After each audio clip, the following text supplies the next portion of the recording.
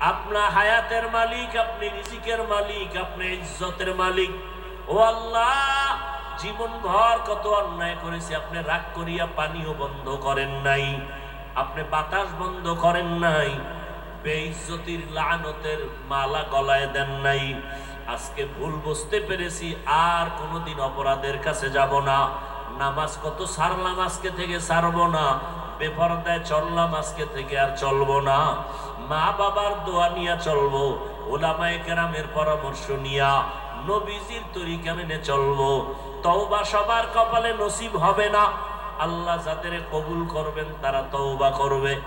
নবীজি বয়ান করছেন নির্ভেজাল বয়ান।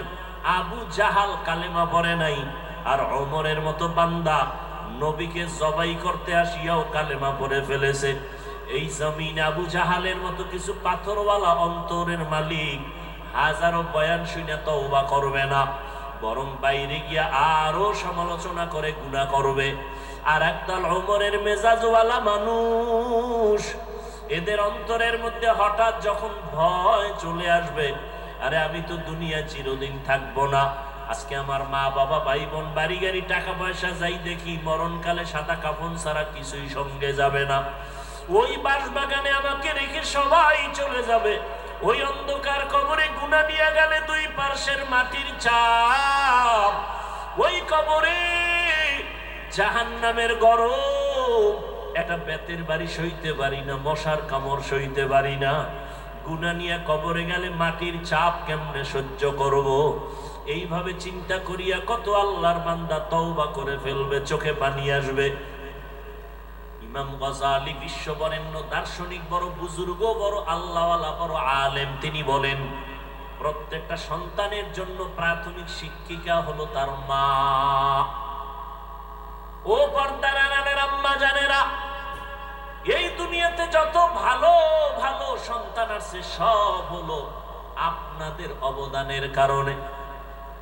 এসপি সাহেবের ব্যবহার ভালো, ডিসি সাহেবের ব্যবহার ভালো, চেয়ারম্যানের ব্যবহার ভালো, মাওলানা সাহেবের ব্যবহার ভালো, এগুলো তার ব্যক্তিগত কোনো বাহাদুরি না, সব হলো মায়ের অবদান। মায়ের ব্যবহার আর আদর্শ ভালো হওয়ার কারণে সন্তান ভালো হয়।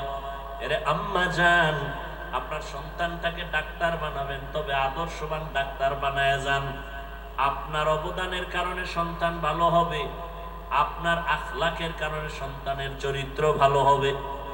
আজকে এখানে প্রায় 15 জন ছাত্রর মাথায় পাগড়ি দিলাম, এরা কোরআনের হাফেজ হয়েছে। আজকে খবর নিয়ে দেখেন তার মা বাবার কলিজা কত ধন্য, তারা কত আনন্দিত যে তার সন্তানটা হাফেজ হয়ে গেছে। ওরে সন্তানের মা বাবা, মনটা কি চায় না আপনি একজন আলেম হাফেজের মা হয়ে কবরে যাবেন?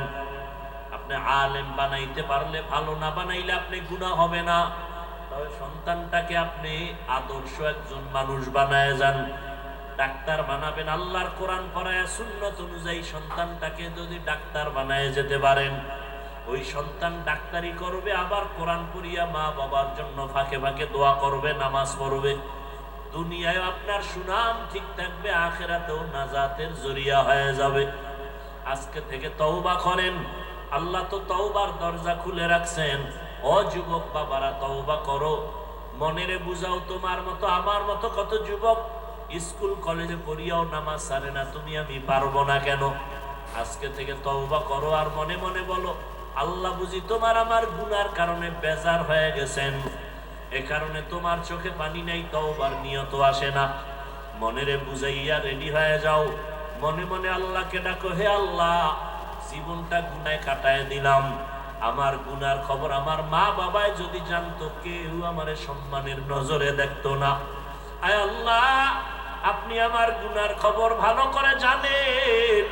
গুনার কারণে আমার হাত না পাক, আমার চোখ না পাক, জিহ্বা না পাক, অন্তর না পাক। আয় আল্লাহ, এই গুনাহ নিয়ে যদি আমি মরণের বিছানায় যাই, আল্লাহর কোরআন সত্য, নবীর কথা সত্য, নেক আমলওয়ালাদের জন্য জান্নাত, গুনাহগারের জন্য জাহান্নাম।